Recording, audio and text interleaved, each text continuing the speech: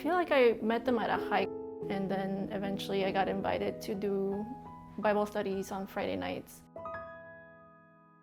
I actually graduated from college back in like mid-pandemics. I moved back home and I was like, well, there's like no young adults here at all. A buddy of ours that actually just graduated, he was like, hey, do you mind if we get together and kind of talk about the young adults at your church? And so we kind of started the group that way. Beginning, we only had the Sabbath school, 6 people consistently. Then it grew and grew, 10, 12, 20.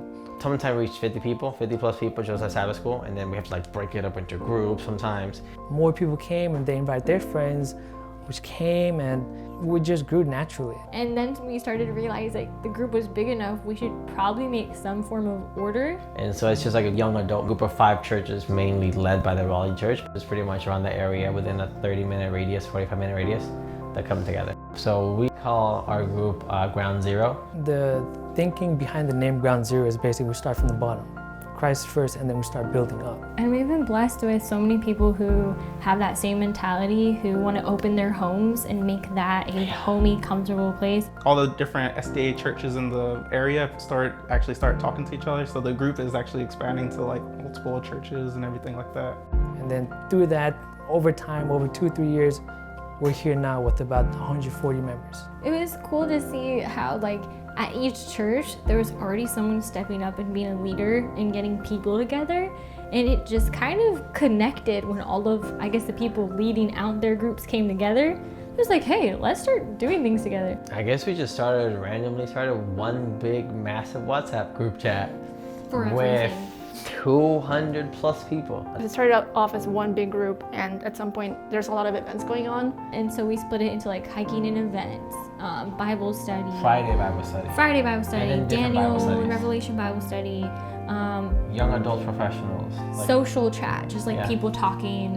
And it made it so that it was a lot easier to get people who weren't even in the church involved, because maybe they just wanted to join our hiking and events group. And if they want to get into like the biblical side, they could join.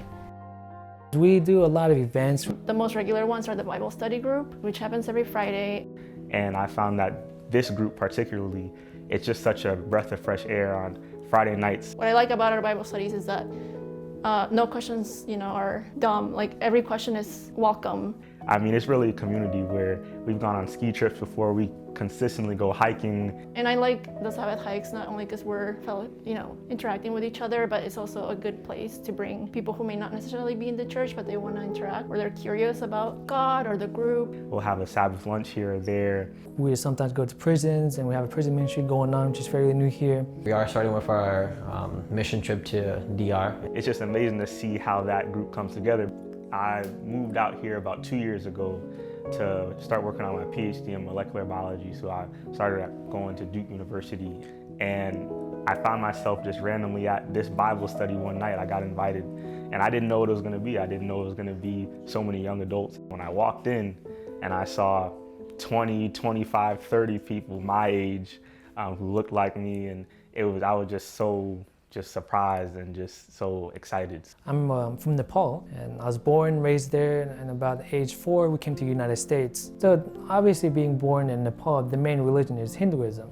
So my parents would go to temples, we'd do all the rituals, right?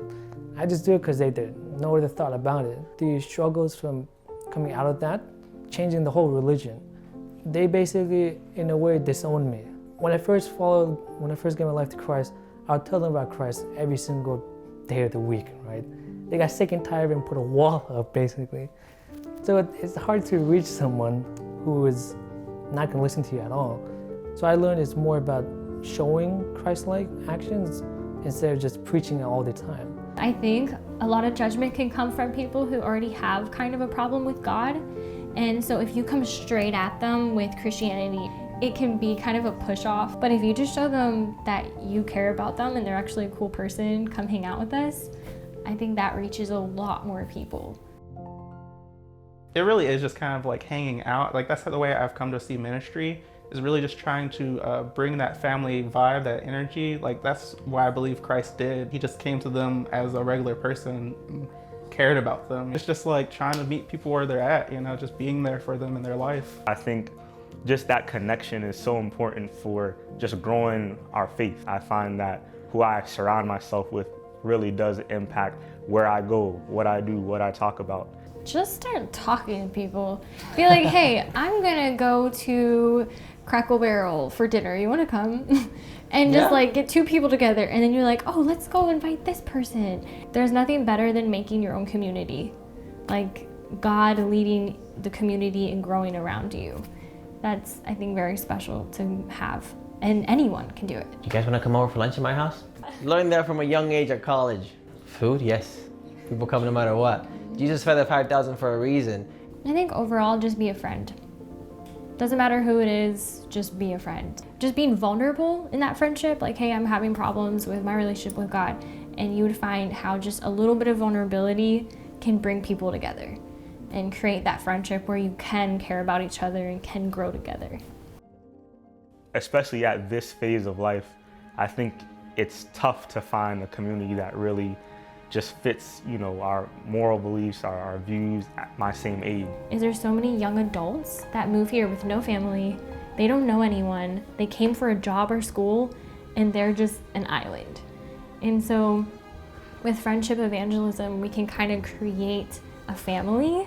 We have a mission. And our main mission is really to be a light and be missionaries in our community. And I think one cool thing is the more we've gotten into the Bible, the more you can see the group transition from like, okay, we want to know about the Bible, now what can we do with what we know?